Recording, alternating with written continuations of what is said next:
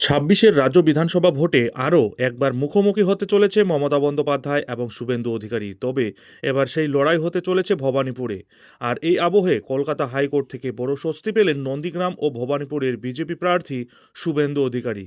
একটি বিশেষ মামলায় 12 সপ্তাহের জন্য অন্তর্বর্তী স্থগিতাদেশ জারি করেছে আদালত। জানা গিয়েছে, আজ বিচারপতি অজয় কুমার মুখোপাধ্যায়ের একক বেঞ্চ আপাতত তদন্তে 12 সপ্তাহের জন্য অন্তর্বর্তী স্থগিতাদেশ জারি করে দিয়েছেন। অর্থাৎ ভোটের মধ্যে এই মামলা নিয়ে আর কোনো অস্বস্তির মধ্যে পড়তে হবে না শুভেন্দুকে। মামলার পরবর্তী শুনানি একেবারে ভোট পর্ব মিটলে তবে হবে। পুলিশ সূত্রে জানা গিয়েছে, 2020 সালের 29 ডিসেম্বর এক বিতর্কিত মন্তব্যকে কেন্দ্র করে খড়দহ থানার তরফে শতপ্রণোদিত মামলা দায়ের করা হয়েছিল। সেই মামলাতেই আদালতের দ্বারস্থ হয়েছিলেন শুভেন্দু অধিকারী। শুনানির পর আদালত জানায়, আপাতত তদন্তে স্থগিতাদেশ বহাল থাকবে। এর ফলে স্বল্প সময়ের জন্য হলেও আইনি স্বস্তি পেলেন বিরোধী দলনেতা শুভেন্দু অধিকারী।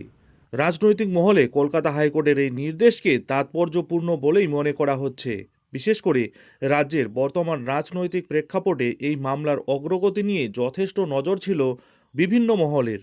এখন দেখার 12 সপ্তাহ পর ভোট পর্ব মিটলে মামলার পরবর্তী শুনানিতে কী অবস্থান নেয় আদালত এবং তদন্ত প্রক্রিয়া কোন দিকে এগোয়। শুভেন্দু অধিকারীর অভিযোগ ছিল, তার বিরুদ্ধে কতগুলি মামলা রয়েছে সেই বিষয়ে পুলিশ কোনো নির্দিষ্ট তথ্য দিচ্ছে না। অথচ নির্বাচন কমিশনের নিয়ম অনুযায়ী মনোনয়নপত্র জমা দেওয়ার সময় প্রার্থীকে ফর্ম 26 জমা দিতে হয়। সেই হলফনামায় ব্যক্তিগত তথ্যের পাশাপাশি সমস্ত অপরাধমূলক মামলার বিস্তারিত উল্লেখ বাধ্যতামূলক। মনোনয়নপত্র জমা দেওয়ার আগেই এই বিষয়ে আদালতের হস্তক্ষেপ চেয়েছিল বিজেপি নেতা শুভেন্দু অধিকারী। বিধানসভা নির্বাচনের আবহে সকলেই এখন বেশ ব্যস্ত। জেলায় জেলায় প্রার্থী তালিকা ঘোষণার পর সকলেই ময়দানে নেমেছেন ভোটের প্রচারের জন্য। আর এই অবস্থায় শুভেন্দু অধিকারীর বিরুদ্ধে হওয়া মামলা নিয়ে বেশ চাপে ছিল দল। বিশেষ করে রাজ্যের বর্তমান রাজনৈতিক প্রেক্ষাপটে এই মামলার অগ্রগতি নিয়ে যথেষ্ট নজর ছিল বিভিন্ন মহলের। অবশেষে কলকাতা হাইকোর্টের নির্দেশে অনেকটাই স্বস্তি ফিরল।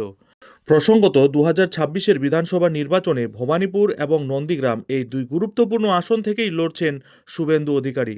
ইতিমধ্যেই তিনি প্রচারও শুরু করে দিয়েছেন। অন্যদিকে ভবানীপুরে লড়ছেন মমতা বন্দ্যোপাধ্যায় এবং নন্দীগ্রামে তৃণমূলের হয়ে লড়ছেন পবিত্র কর। এই অবস্থায় মনোনয়নপত্র পূরণের জন্য এবং আইনি পথ সুরক্ষিত রাখতে নিজেই পুলিশের বিরোধিতায় সম্প্রতি কলকাতা হাইকোর্টের দ্বারস্থ হয়েছিলেন তিনি।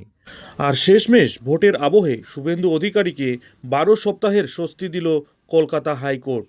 এর মধ্যে কোনো পদক্ষেপ নয়, এমনই কড়া নির্দেশ কলকাতা হাইকোর্টের।